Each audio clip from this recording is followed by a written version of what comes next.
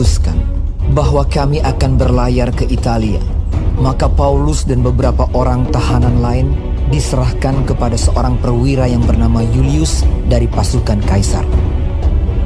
Kami naik ke sebuah kapal dari Adramyttium yang akan berangkat ke pelabuhan-pelabuhan di sepanjang pantai Asia, lalu kami bertolak.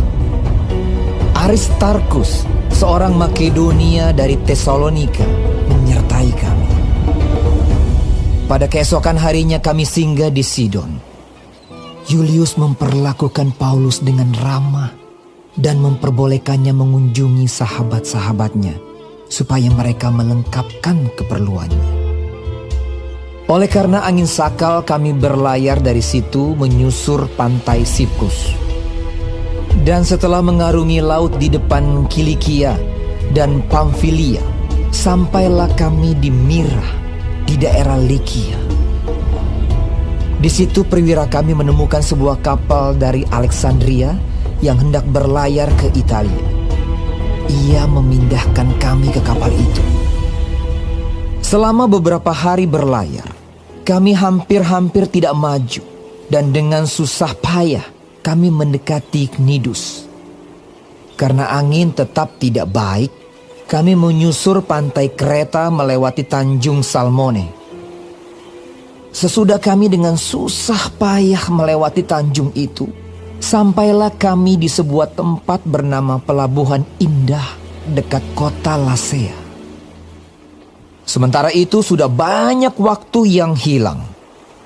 Waktu puasa sudah lampau dan sudah berbahaya untuk melanjutkan pelayaran. Sebab itu, Paulus memperingatkan mereka.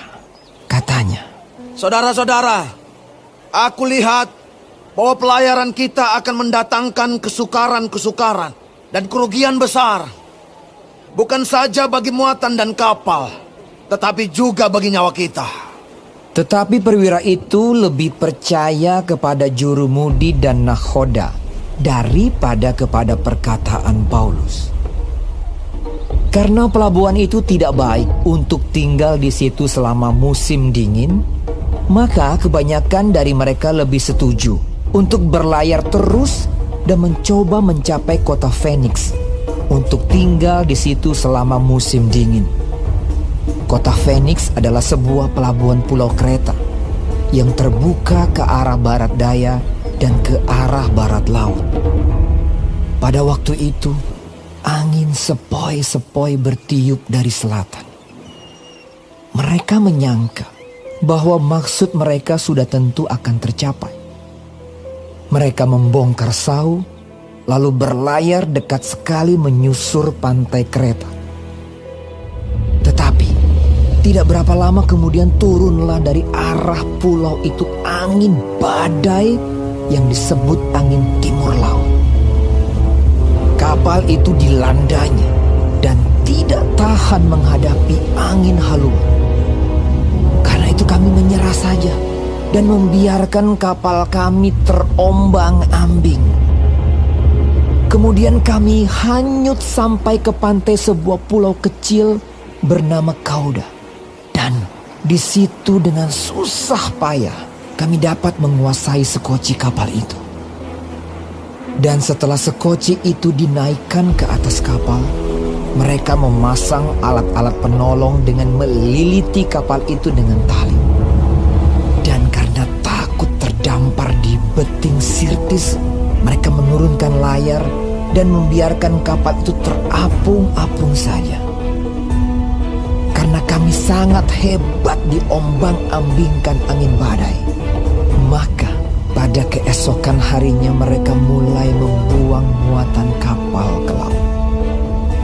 Dan pada hari yang ketiga, mereka membuang alat-alat kapal dengan tangan mereka sendiri. Setelah beberapa hari lamanya baik matahari maupun bintang-bintang tidak kelihatan, dan angin badai yang dahsyat terus-menerus mengancam kami, akhirnya putuslah segala harapan kami untuk dapat menyelamatkan diri kami. Dan karena mereka beberapa lamanya tidak makan, berdirilah Paulus di tengah-tengah mereka dan berkata, Saudara-saudara, jika sekiranya nasihatku dituruti, supaya kita jangan berlayar dari kereta, kita pasti terpelihara dari kesukaran dan kerugian ini. Tetapi sekarang, juga dalam kesukaran ini, aku menasihatkan kamu supaya kamu tetap bertabah hati. Sebab tidak seorang pun di antara kamu yang akan binasa, kecuali kapal ini. Karena tadi malam, seorang malaikat dari Allah, yaitu dari Allah yang aku sembah sebagai miliknya, berdiri di sisiku. Dan ia berkata, "Jangan takut, Paulus. Engkau harus menghadap Kaisar. Dan sesungguhnya, oleh karunia Allah, maka semua orang yang ada bersama-sama dengan engkau di kapal ini akan selamat karena engkau. Sebab itu, tabahkanlah hatimu, saudara-saudara. Karena aku percaya kepada Allah bahwa semuanya pasti terjadi sama seperti yang dinyatakan kepadaku. Namun kita harus mendamparkan kapal ini di salah satu pulau." Malam yang ke-14 sudah tiba, dan kami masih tetap terombang-ambing di Laut Adria. Tetapi kira-kira tengah malam, anak-anak kapal merasa bahwa mereka telah dekat daratan. Lalu mereka mengulurkan batu duga, dan ternyata air di situ 20 depa dalam. Setelah maju sedikit, mereka menduga lagi, dan ternyata 15 depa. Dan karena takut bahwa kami akan terkandas di salah satu batu karang, mereka membuang 4 sau di Burita. Dan kami sangat berharap mudah-mudahan hari lekas siang. Akan tetapi anak-anak kapal berusaha untuk melarikan diri dari kapal. Mereka menurunkan sekoci dan berbuat seolah-olah mereka hendak melabuhkan beberapa sau di haluan. Karena itu Paulus berkata kepada perwira dan prajurit-prajurit, "Jika mereka tidak tinggal di kapal, kamu tidak mungkin selamat." Lalu prajurit-prajurit itu memotong tali sekoci dan membiarkannya hanyut. Ketika hari menjelang siang, Paulus mengajak semua orang untuk makan.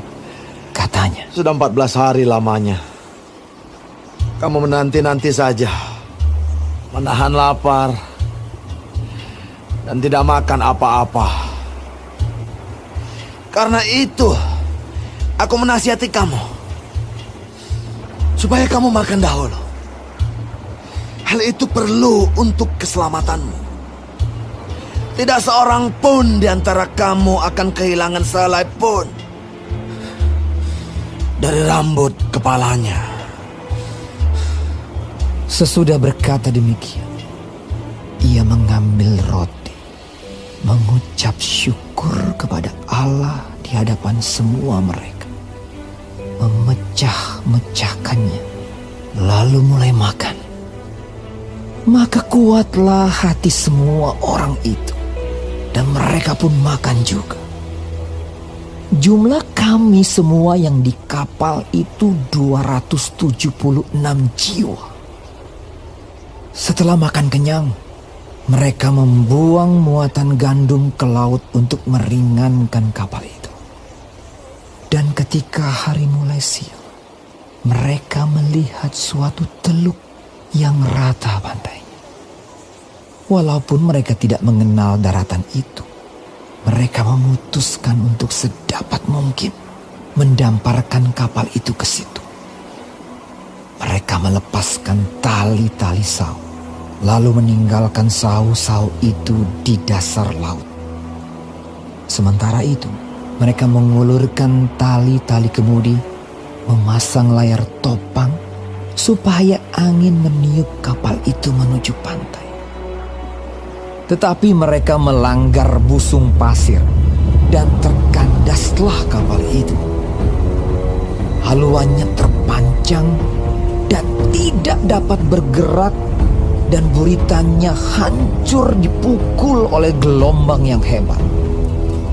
Pada waktu itu, prajurit-prajurit bermaksud untuk membunuh tahanan-tahanan, supaya jangan ada seorang pun yang melarikan diri dengan berenang.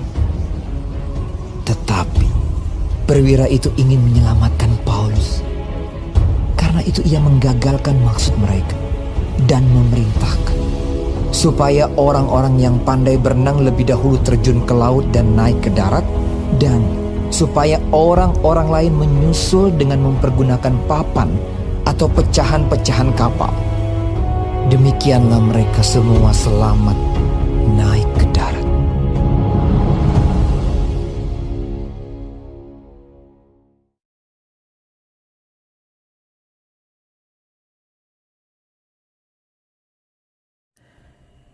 Shalom saudara-saudaraku yang kekasih di dalam Tuhan Yesus Kristus. Puji Tuhan, haleluya. Kalau kita masih diberi kesempatan hidup hari ini dan dapat mempelajari firman Tuhan dari Kisah Para Rasul 27. Tuhan Yesus memberkati. Perikop pertama mengenai Paulus berlayar ke Roma.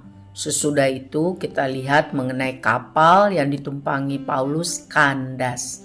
Saudara-saudaraku yang kekasih, sering orang beranggapan Tuhan beserta kita berarti tidak ada masalah. Kalau kita baca Kisah Para Rasul 27 ini, kita akan lihat bagaimana apa yang terjadi dengan Paulus yang mau melaksanakan kehendak Tuhan, yaitu memberitakan Injil di Roma atau Italia. Itu kehendak Tuhan.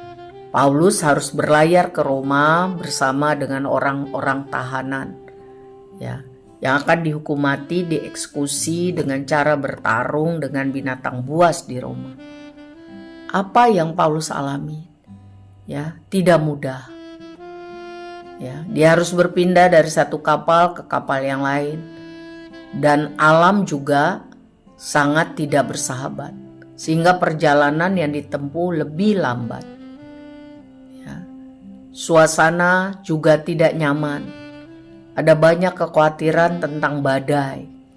Peringatan Paulus untuk tidak dulu berlayar, menunda pelayaran juga tidak dipedulikan oleh orang-orang yang menjadi pemimpin saat itu. Karena mereka pikir siapa Paulus. Padahal Paulus sudah banyak pengalaman waktu dia memberitakan Injil kemana-mana melalui pelayaran. Tuhan memberi kesempatan kepada Paulus untuk berjuang sampai ke Roma. Dan Tuhan memberi dia kesanggupan menanggung hal-hal yang sulit, seperti kelelahan, tidak nyaman, kesulitan-kesulitan hidup, tekanan-tekanan mental, terhina, tidak diperdulikan. Semuanya itu diizinkan Tuhan, supaya Paulus semakin erat, kuat, bergantung hanya kepada Tuhan. Bermegah, bersemangat, bisa bersaksi tentang Yesus Kristus di Roma. Bukan karena kekuatannya, tetapi karena Tuhan yang beserta dia. Jadi, jika dalam memberitakan Injil dan melayani Tuhan, itu adalah kehendak Tuhan, Paulus masih menemui banyak kesulitan, banyak halangan. Apalagi mungkin juga kita sebagai orang yang mengasihi Tuhan, melayani Tuhan. Selama kita di dunia, kita mengalami juga banyak kesulitan. Tetapi Tuhan memberikan penyertaan anugerahnya bagi Paulus, bagi kita, untuk berdiri teguh dan tidak goyah, berjuang untuk menjadi duta-duta besar kerajaan Allah. Allah terus bekerja untuk melakukan hal-hal yang baik bagi orang-orang yang mengasihi Dia. Disertai Tuhan bukan berarti tidak ada masalah. Disertai Tuhan berarti ada masalah, tapi ada kekuatan, ada pertolongan, ada semangat, ada jalan keluar, ada damai sejahtera. Supaya kita bisa bersaksi kepada banyak orang tentang kuasa Tuhan Dan supaya kita tetap rendah hati, tahu bahwa semua itu kalau kita bisa itu karena anugerah Tuhan. Ya. Karakter kita, kesombongan kita dibentuk, dikikis habis supaya tambah hari tambah serupa dengan karakter Kristus. Amin. Selanjutnya saudara-saudara, kita lihat apa yang terjadi ketika kapal itu terkandas. Sesudah Paulus tidak didengar nasihatnya, mereka menghadapi kesulitan dalam perjalanan. Badai datang dengan menerpa besar. Angin memaksa kapal serta seisi penumpangnya seperti harus menyerah. Kapal terombang-ambing. Badai sangat hebat. Mereka terpaksa membuang muatan, bahkan membuang alat-alat perlengkapan kapal ke laut. Situasi begitu sangat mencekam. Teror dan ancaman ada di mana-mana, sehingga para penumpang menjadi putus asa karena merasa tidak akan selamat. Kondisi itu menguras emosi dan tenaga, sebab selama 14 hari mereka hanya menanti-nanti sambil menahan lapar. Lemah secara fisik, lemah secara emosional. Dalam momen seperti itu, Paulus muncul menyatakan kuat kuasa kedaulatan Tuhan, bahwa segala sesuatu yang terjadi atas izin Tuhan. Paulus meyakinkan para penumpang yang lebih dari 200 orang itu akan firman Tuhan yang menguatkan hatinya. Ya. Dia percaya firman Tuhan yang disampaikan oleh malaikat kepadanya itu ya dan amin. Itu membuatnya tenang. Ia mengambil roti, mengucap syukur, kemudian membagi-bagikannya kepada para penumpang. Tindakan Paulus sungguh menguatkan mereka. Dari pengalaman Paulus ini, kita belajar mengenai iman yang membangkitkan kekuatan. Iman akan firman Tuhan membuat kita menjadi kuat, menjadi tenang menghadapi masalah. Masalah kita besar, tetapi kuat kuasa Tuhan kita lebih besar dari masalah kita. Tuhan mampu membuat kita tabah mengatasi situasi genting. Dan hal itu menolong kita untuk bisa menolong, menguatkan orang-orang lain. Mereka yang lemah dan putus asa. Jadi saudara, firman Tuhan itu berkuasa jika ditanggapi dengan sungguh-sungguh percaya. Sebab itu mari merenungkan firman, membaca Alkitab, mendengarkan khotbah, ya, dan menyampaikan itu kepada banyak orang. Sebab firman Tuhan adalah kekuatan, membuat hati kita tabah menghadapi pergumulan hidup. Supaya kita sungguh-sungguh percaya kepada Tuhan, diberkati dan jadi berkat bagi banyak orang. Inilah kerinduan kita. Kalau kita hidup, kita berguna bagi banyak orang demi kemuliaan Tuhan. Amin. Tuhan berkati kita menjadi pelaku firman.